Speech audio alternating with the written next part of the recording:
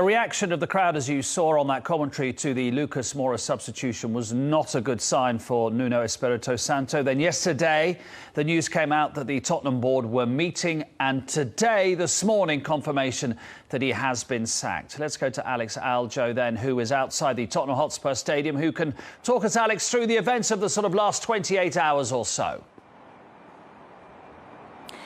Yes, Mark, after 4 months and 17 games in charge in all competitions, Nuno Espirito Santo and Tottenham Hotspur have parted ways. I think it was inevitable after that defeat on Saturday. The atmosphere here at the Tottenham Hotspur Stadium was so hostile. There were fans actually turning round to the journalists in the press box asking, when is Nuno going to be sacked? They started well. They started the season well, winning the first 3 league games, but it's been a gradual decline since then. There's been a lack of creativity. There's an unbelievable stat, actually. They haven't had a shot on target in their last 2 hours and 16 minutes of football, which is unbelievable, really, when you think the likes of Son Heung-min and Harry Kane are on the pitch. World-class players underperforming. As you mentioned, Mark, there were emergency talks yesterday at the training ground with Daniel Levy and Fabio Paratici. They were talking about whether to sack Nuno now or wait a little bit and wait to see whether they have a replacement. Nuno went to the training ground as normal this morning, and we believe that is when they told him he had been relieved of his duties. And the club released a statement just before 10 a.m. local time here. Paratici said, "I know how much Nuno and his coaching staff wanted to succeed. I regret that we have had to take this decision.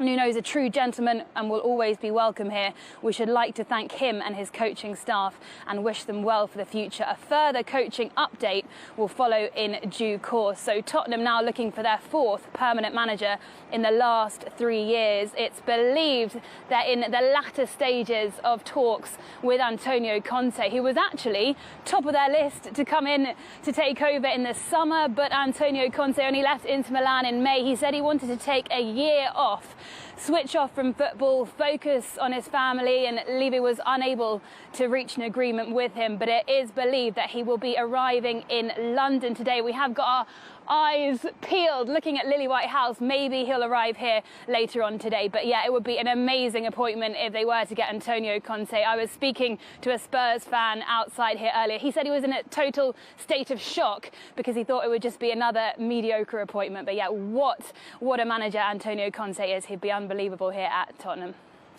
Alex, thank you very much indeed. We'll get to that bridge in a second about who might replace Alex. A cold wind blowing through Tottenham, literally and figuratively, as we can see there with Alex. The minute, I mean, you've played for clubs when the manager's been sacked.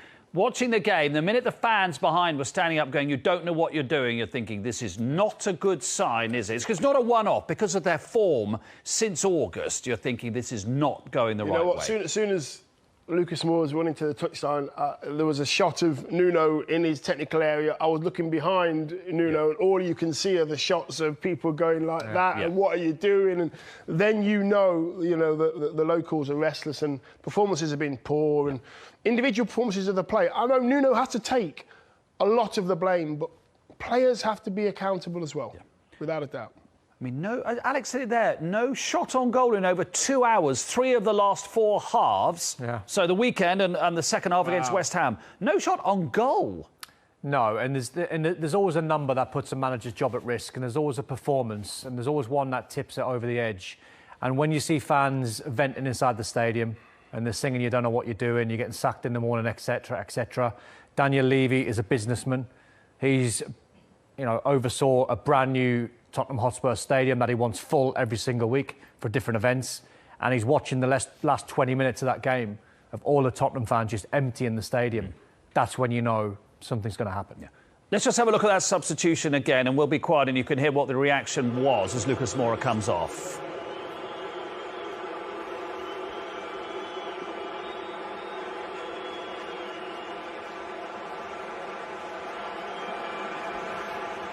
Because when they appointed him, and let's be blunt, he was about 7th choice. Yeah. I mean, he really genuinely was. Antonio Conte, first choice, who may well be now. Then you had Brendan Rodgers, the Ajax manager, wasn't it? Yeah. You had Gattuso, Fonseca, absolutely. So when he was appointed, Daniel Levy said, we want somebody, and we're confident we've got somebody who's going to play in the Tottenham way, well, that was the attacking Tottenham way, yeah, which was not Mark. the way he played at Wolves, was it? Well, forget that. Paratici's a sporting director who likes defensive football.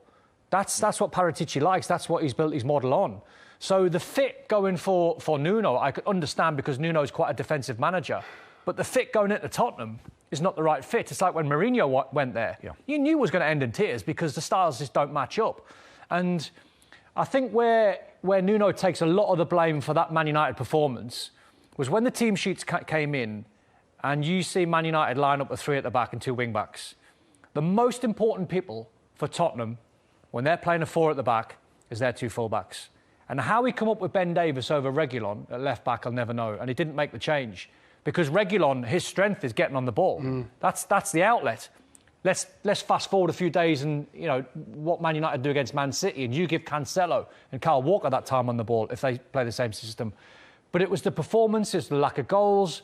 Your star men are not performing. Harry Kane is way off the Harry Kane that we've seen over the years. The worry now is where do they go? Because Antonio Conte got interviewed in the summer, and apparently he's looked at what Tottenham need, and he needs windows to get players out. Most of those players, I would say, are not good enough, and I'll stand by that. So a lot of those players were the same players that played under Poch, same players that played under Mourinho, and now Nuno. It can't be all the manager's fault. The group of players have got to look in the mirror and think this is down on us. They've got to take responsibility, for sure. But if Antonio Conte is the man that comes in, he's going to want a lot of money, isn't he? Not so much money, but he's going to say to Daniel Levy, I want 7 players. And Daniel Levy will say, you've got 2. Yeah, well, no, 7 players is a lot of money. Antonio Conte will say, I want 7. And he'll say, you've got 2. And Antonio Conte will go, goodbye. Big changes, you know, if he goes in. Absolutely huge change. You know, I've said it before, again, clubs that have been successful in the Premier League, they have a manager that takes charge of the whole football club. Wenger and Sir Alex and Mourinho. Klopp's done it at Liverpool. Liverpool were in the same boat ages ago. They take charge of the football club, and they are allowed to do so. That's never going to happen at Spurs. I think Conte going in would be a brilliant fit for the playing side of the game, to get the players to realise, if you don't run about and work hard, you're not playing for me. Simple as that. They need a change, I know, because basically they appointed a sort of mini Mourinho, didn't they? In Nuno, in the way that he approaches football. So all this sort of Tottenham DNA, flowing football, the last 2 appointments have been the complete antithesis of that, haven't they? But you look at what Tottenham have got, and you look what Nuno had, and he had people like Moutinho and Neves. Yeah. You know, footballers that can handle the ball. And that's what, whoever the new manager is going to be, if it's Antonio Conte flying into London, he will be well aware, and he will have done his homework in the summer, Tottenham squad. Where are their strengths? How many weaknesses have they got? And they've got loads. How many players are on a free ride? Because I look at most of the Tottenham players, and there's probably half a dozen where I'd say, you know, they're on it and they're trying. They're not the same level, that's for sure. But I say there's a good 10, 12 players where you go, you're just on a free ride. You're just getting paid a lot of money, but you're not doing it. There's a lot of players. I go back, Dion, and I've said it week after week after week. When Jose Mourinho called Dele Alli in and said, you are the worst trainer at this football club.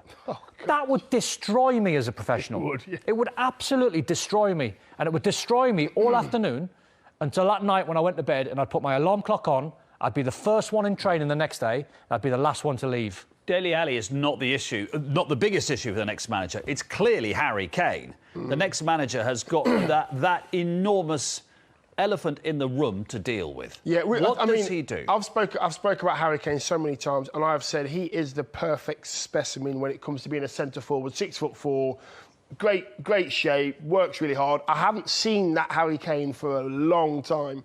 He's dropping deep, he's not scoring goals. To me, he looks unfit. He looks unhappy. He looks unfit? Yes, he looks unfit to me. His body language isn't great. Yeah. Not just him, but I'm looking at Harry Kane because I think he's the best in the world. Million miles off it.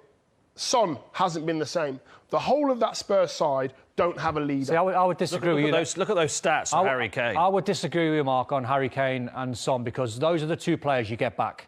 If you're a manager, you get Of course, you get them back on side. You get them back on side.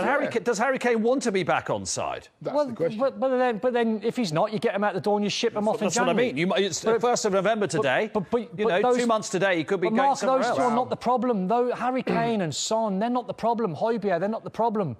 It's the squad that they've got. It's the culture at the football club. It's wrong. The players are coming in and they're... the stories I've heard about Ndombele parking in the chief executive spot every single day because he's late every single day for training. There's no discipline at the football club. If you're Antonio Conte, if he is the favourite, he obviously is the favourite, why would you go to Tottenham when there could be a job at Manchester United, potentially? Yeah, well, that could be a brilliant power play from Antonio Conte. You think when Ronaldo was going to go to Man City and then Man United hijacked it, he could be coming into Tottenham for an interview. And all of a sudden, he might be forced in Man United's hand. But on the other hand, if you look at Spurs as a football club, it's huge. The stadium is huge. The potential at that football club is massive. Packed out every single home game. I'm not sure. Does Antonio Conte do potential? He wants now. I know, Listen, but he's not going to get Conte, now, is he? He's not going to get now because they're not going to give him the money. That's what I'm saying. That's why. Why would he? Would the argument be if you're Conte's advisors, you're not going to get now with Tottenham. You might get it in 3 years' time, but he's all about the now. He knows there's a Manchester derby playing this weekend, Antonio Conte. And he knows in 6 days' time... You're so devious. No, I'm so not. Devious, Dion, it's what they're thinking. Why seriously, on a serious note, when you look at Spurs' squad, why seriously, apart from a wage packet, when Antonio Conte doesn't need a wage packet, why would he take Tottenham? That's what I'm asking. Yeah, why would he not hang on potentially for another half of the It's a 3 or 4 year project. Yeah. And Harry Kane will be 31, 32 by then. Yeah. Let's hear from a former Tottenham player, shall we? Jamie O'Hara's been following this one clearly. Jamie, first up, I don't think you'll be surprised at all about the news this morning. No, I'm not surprised. I mean, look, the performance against Manchester United was abysmal. No intensity, no passion, lack of ideas. I mean, you have hit it the nail on the head, really, with what you're saying about the whole situation. And I think it's a bit harsh to say that Antonio Conte is using Spurs as sort of leverage to get to Manchester United. I think, I have to disagree with that. I think Spurs is still a huge football club, a brilliant stadium. The training facilities are amazing in London. And, we are owned by a billionaire. So I think it's got to the point now where Daniel Levy's looked at it. He tried the cheap option with Nuno. It hasn't worked out. The reaction from the players wasn't good. The training, they were moaning about the training. So you need to get someone in who's going to make a statement. And I think that is Antonio Conte. Hopefully, they can get it done. Jamie, he's tried to make a statement before Daniel Levy, of course, with Jose Mourinho, which worked for a bit, didn't it, this time last year? Yeah. Tottenham were top, and then obviously we all know what happened after that. It hasn't worked with Nuno, who was a sort of less good version, if you like, of Mourinho.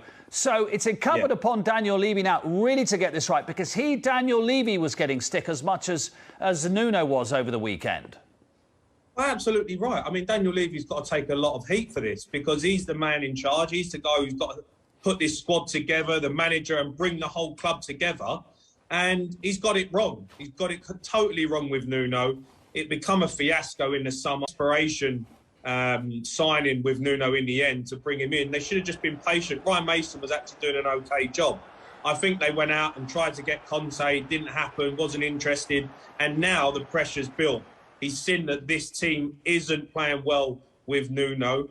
But, I was listening to you guys. You got it right. The players have to take a lot of blame as well. They've down tools with Pochettino. They down tools with Mourinho. And now they've done it with Nuno. So, how many more managers do we need to change before actually you look at the players and say, this is unacceptable? Because the way they're running about, you talked about training and being the first guy in. Absolutely. It's a disgrace that these players can actually come in and think you can turn up late and not be there on time and, not run around for the club or the team. And the performance against Manchester United was, forget tactics, forget the result, the effort, the lack of effort in the team was a disgrace. Jamie, so that sort of goes to my point there. Conte goes in, he's a no-nonsense manager. He likes characters of players to be strong, to deal with a telling off, so to speak, if you're not doing the right things. Have you got the right characters within that Spurs dressing room to deal with a manager like that? I think so. Look, you need to get Harry Kane back on side. I don't know how you do that because he looks disinterested. Maybe bringing in Antonio Conte is a step towards that, trying to get him back on side. But I think you've got leaders there. You know, you've got Hugo Lloris. You know, you've got Eric Dyer. He's been there for a long time. You've got Højbjerg. You know, Son, Kane. Now, come on, the squad is good enough to be performing way better than it is. You know, he's not coming in to take over Newcastle where you need to change 8-9 players. Don't say that to Don. Don't say that to Don. He won't be happy. Don't mention Newcastle with Don. Don't ruin the dream. Don't ruin the dream, Jamie. He's going to Newcastle. I don't know if Conte wants to play against, Ipswich Town. Oh, stop it! Brilliant, Jamie. Thanks for your time. We appreciate it. I know you'll carry on talking more about this as well throughout the week. Thank you very much indeed.